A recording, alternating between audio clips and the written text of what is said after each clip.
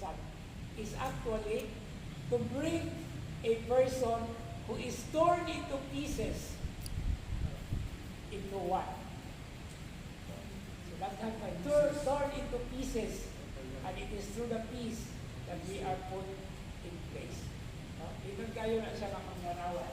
And then, His shalom is a benediction or a blessing full of grace and divine power. Okay, unsa ba'y pagsabot nato og benediction? Beni is good, diction is word. So muna siya. Unsa may opposite sa benediction? Malediction or curse. Now, of course, the opposite of blessing is also maayong pulong nga makaaghat, nga makaikag. Kasabot mo unsay aghat, kasabot mo unsay ikag. Mga pulong nga Dasig. dasig. Dasig, aghat, ikag. Mga pulong nga magmutabang. Mga pulong nga mapapahiluna sa atong daghan ng mga paginahanglan diha sa plano sa Diyos. And this, he now repeats the word which he began about not being troubled or afraid. Ligan pa sa versikulo 1. So, ayaw ka mo og kabalaka. Okay. Ayaw ka mo og kabalaka. And then verse 28, you heard me tell you I am going away. This is Jesus' final argument to convince his disciples of his reliability of his farewell shalom. And his return to the Father is the beginning of a new dispensation of grace. And this dispensation of grace ang paghatag sa mong grasya pinaagi sa Espiritu Santo. Okay? The grace that is the Holy Spirit. Okay? And then this is one based in heaven. So, dili basta-basta mapanalangin kay gikan sa langit. Okay? And then, therefore coming from the Father and is greater than his earthly glory. Ang kahimayaan na iyang ipakita, ipadayag na sinati, aduna pa'y mas labaw na gikan sa langit.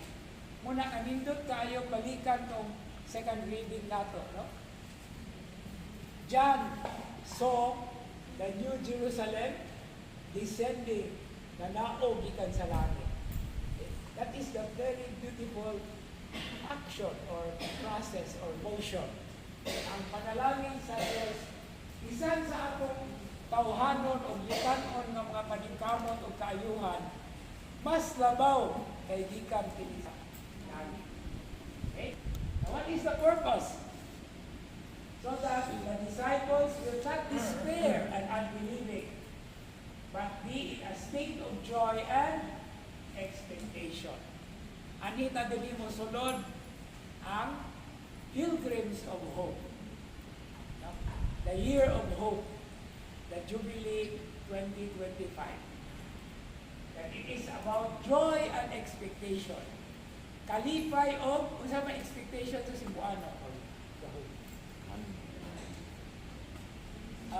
Kay mas nindot mga pulong. Panahon. Kanang unsay meaning of excited? Unsay meaning sa yaw excited? Hinangok. Ang kahinangok. Okay? So muna siya ang kamatuoran nga gipadayag. And going back to verse 23 up to verse 28, Jesus is actually making a summary of what he wants his disciples to remember, of what he wants from us, kung sa iyang gusto nato, na kanunay nato, subli-sublion nga hinumduman, labason, tubagon, kay kini padayon na hagit. Kung unsa may sukaranan sa maong hagit, love. Love one another. Dihay ning text na ako the other day. Kaya Padre, dili naman na tinuod doon kay labuanay naman. Labuan another, labuanay another. So, that is actually a communion, a challenge for communion.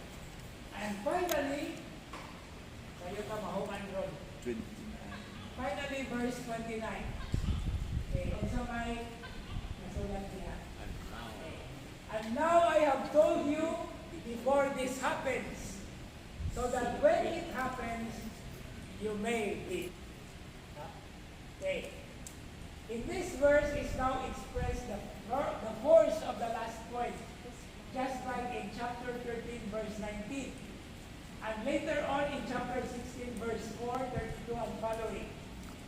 Because they are to believe, the disciples and us, but not simply believing, but be prepared for and be warned against the moment at which they must give it up. Sakit po ito sa buod sa mga tinunan nga ilahang ihatag si Jesus, ilang itugbian si Jesus. Naturally si Judas sa mga nagtugbian. And they are to believe in the greater reality with which He will return sa iyang pagbalik.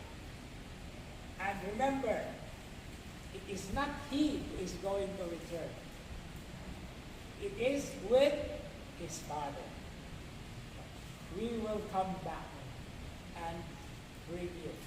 Nag-ingon siya sa earlier na gisulti niya, I am leaving, I am going to the Father and prepare a place for you. And I will come back and take you where you are, where you belong, so that with me, you will be with me always.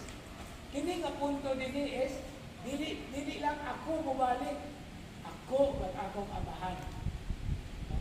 Mubalik, mupuyo, o man kaninyo, o mudala kaninyo, diin ka mo angay nga mahimutan. Okay? So this is the dynamism, the dynamics, muna ang bulog sa mga kamalandong sa karong umaabot na Domingo. It is full of hope, it is full of encouragement, it is full of blessings, and it is also full of empowerment. And part of that is the basis of which is love, that comes from the heart, and with this love is remembering. Okay? Remembering, that is also the seat of which is the heart. Now, a final word to that word, remembering. We normally understand remember as paghinumdum. Pero there is an even deeper understanding of it. Nga naman, ang tawag nato sa kamot, tawag nato sa galunggan, tawag nato sa tanang parte sa atong lawas ay kay members. Okay? Once na makasala ka, we are dismembered. But when we remember, in other words, it is, we are brought back to where we belong. To return. But remembering is also to return. To be part once more of the body of Christ, of which we are. So it's not only the mind, it's not only the heart, it's practically everything when we remember, because we are brought back. Idala kita pagbalik, diin kita mahimutan dayon. Sa kalibutan, isip, mga bahin sa lawas ni Kristo. But there is more than that, because where we really belong is heaven. Where the Father, the Son, and the Holy Spirit. Amen.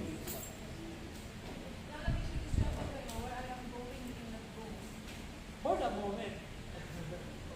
For the moment. Yeah. Kay siya na ba yung manakaw? So, but of course, this destiny will always be. So it means from now only, of the moment. What did the martyrs do? Kung sa panita mo sa mga martyrs, they were like that. That is the way that is going.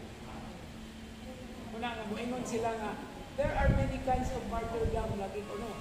There is red martyrdom, there is also kaya daghan kayo ng mga klase sa martyrdom. But then, ang kinatasan ng martyrdom is just what he did. He was subjected. He died on the cross. Kabalo ba mo nga ang tawag sa libro, sa listahan sa mga santos? Martyrology. Pag martyr is witness. Kaya ang una nga mga martyr, ang una nga mga santos, mga martyr ba yan? So, muna siya and we are called to be martyrs. Witness.